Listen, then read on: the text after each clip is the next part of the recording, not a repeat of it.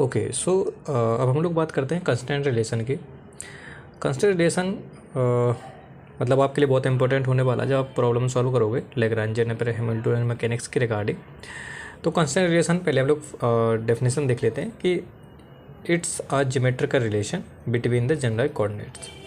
तो ये सिंपल सा आपका जो ज्योमेट्री की मदद से जो भी रिलेशन निकलेगा आपका जनरल कोऑर्डिनेट के बीच में, वो आपका रिलेशन कहलाएगा कंस्टेंट रिलेशन। अब इसको हम लोग थोड़ा एग्जांपल से समझ लेते हैं, राइट।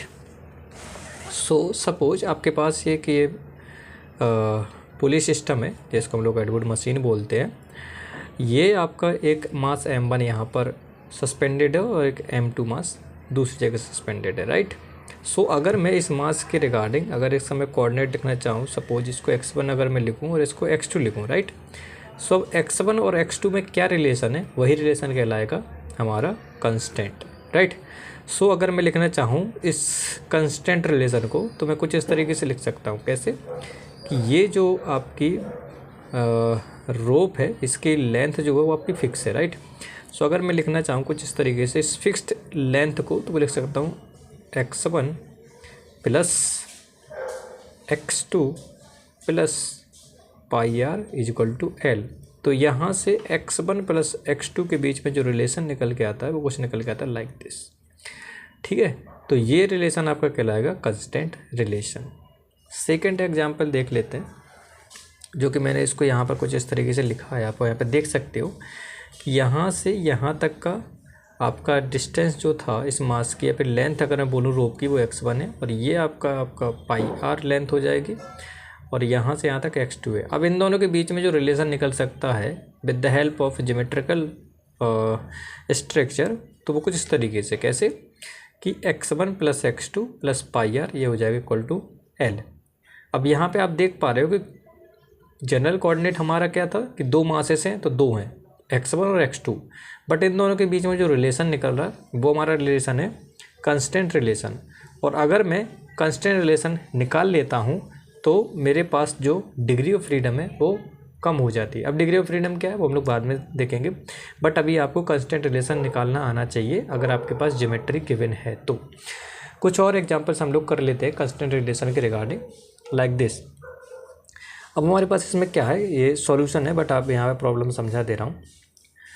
ये आपके पास बेज है, राइट, मास m का, इस पे एक मास स्मॉल m मास का एक और दूसरा मास अटैच्ड है और ये मूवेबल है, राइट।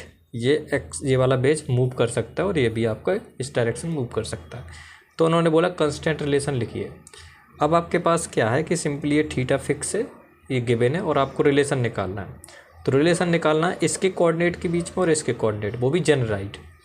अगर मैं इस बेज के रिस्पेक्ट में कोऑर्डिनेट लिखना चाहूँ तो हो जाएगा x1 y1, इसके रिस्पेक्ट में लिखना चाहूँ तो x2 y2। अब इन दोनों के बीच में क्या रिलेशन निकल सकता है वो आपका कहलाएगा कंस्टेंट रिलेशन। तो अगर मैं ज्योमेट्री की मदद से, ये सारा जो आपका कॉन्सेप्ट लगेगा वो ज्योमेट्री का लगेगा और उस ज्योमेट्री की मदद से आपको रिलेशन लिखना है इस बिटवीन ज्योमेट्रिकल कोऑर्डिनेट्स। सो मैंने कुछ ज्योमेट्री यहाँ पे अप्लाई की और रिजल्ट निकाल के लाया मैं tan थीटा इक्वल टू, अगर मैं इस ट्रायंगल में देखूँ tan थीटा इक्वल टू हो जाएगा h minus y2 divided by x2 minus x1, right. तो ये रिलेशन हो जाएगा आपका रिलेशन बिटवीन जनराइट कोऑर्डिनेट्स। तो यही रिलेशन कहलाता है हमारा कंस्टेंट रिलेशन। और भी एग्जाम्पल्स हम लोग कर लेते हैं for concept of relation. Okay सो एक ये क्वेश्चन है जो कि नेट में आया था, नेट एग्जाम का पैटर्न छोड़िएगा, आपको रिलेशन लिखना आना चाहिए। रिलेशन कुछ इस तरीके, क्वेश्चन कुछ इस तरीके से था कि आपके पास ये सीलिंग थी, सीलिंग में ये दो पुली हैंग्ड है, उससे अटैच्ड मास m1 है और m2 है और इसका एक हिस्सा आपका ज़मीन पे फिक्स है। तो आपको रिलेशन लिखना था x1 और x2 के बीच में। x1 क्या है, इसकी हाइट है फ्रॉम सीलिंग और x2 क्या है, मास m2 की हाइट है from ceiling, sorry from ceiling, right, पूरा कंप्लीट। तो आपको रिलेशन लिखना था। तो अब आप लोग ट्राई कीजिएगा इस क्वेश्चन को। इस क्वेश्चन का सॉल्यूशन मैं आपको शो कर दे रहा हूँ। मैंने कुछ इस तरीके से लिया था कि सपोज यहाँ से यहाँ तक के डिस्टेंस d1 है और फिर यहाँ से यहाँ तक की डिस्टेंस हो जाएगी x माइनस d1, ठीक है।